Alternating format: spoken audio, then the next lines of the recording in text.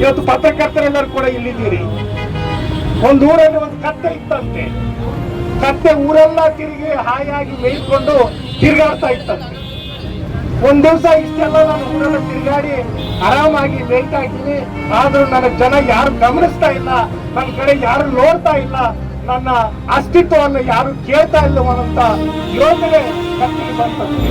ಕತ್ತೆ ಮುಂದುವರೆದ ಯೋಚನೆ ಮಾಡಿ ನನ್ನನ್ನು ಜನ ನೋಡ್ಬೇಕು ಅಂತಂದ್ರೆ, ನನ್ನ ಕಡೆ ಗಮನ ಹರಿಸ್ಬೇಕು ಅಂತಂದ್ರೆ ಏನ್ ಮಾಡ್ಬೇಕು ಎನ್ನುವಂತ ಯೋಚನೆ ಆ ಕತ್ತೆಗೆ ಬಂದು, ಕತ್ತೆ ಜನ ಸಮುದಾಯ ಸೇರಿರುವಲ್ಲಿ ಜನ ಹೆಚ್ಚು ಎಲ್ಲಿದ್ದಾರೋ ಅಲ್ಲಿ ಬಂದು ತನ್ನ ಕರ್ಕಶ ಧ್ವನಿಯಿಂದ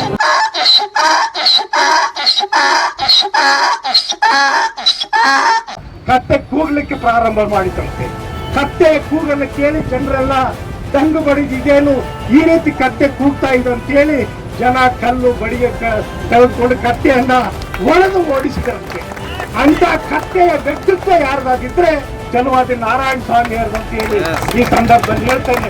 ನೀವು ಹೇಳುವ ಮಾತು ಜನರು ಗಮನಿಸಬೇಕು, ಜನರನ್ನ ಕೈ ನೋಡ್ಬೇಕೆನ್ನುವಂತ ಹಿನ್ನೆಲೆಯಲ್ಲಿ ನೀವು ಹೇಳ್ತಾ ಇದ್ದೀರಿ ಹೊರತು ನಿಮಗೆ ಯಾವುದೇ ರೀತಿಯ ವಸ್ತು ಇಲ್ಲ, ಯಾವುದೇ ರೀತಿಯ ಮಟೀರಿಯಲ್ ಇಲ್ಲ ನಿಮ್ಮ ಹತ್ರ.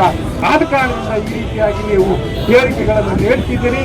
ನಿಮ್ಮ ಕೂಗು ಏನಿದ್ರೆ, ನಿಮ್ಮ ಒದರಿಕೆ ಏನಾದಿದ್ರೆ ಅದು ಕತ್ತೆ ಕೂಗು, ಕತ್ತೆ ಒದರಿಕೆ ಅನ್ನುವಂತ ಮಾತನ್ನ ಮತ್ತೊಮ್ಮೆ ನಾನು ಹೇಳಲಿಕ್ಕೆ ಇಚ್ಛೆ ಪಡ್ತೇನೆ ಬಂದ್ರು.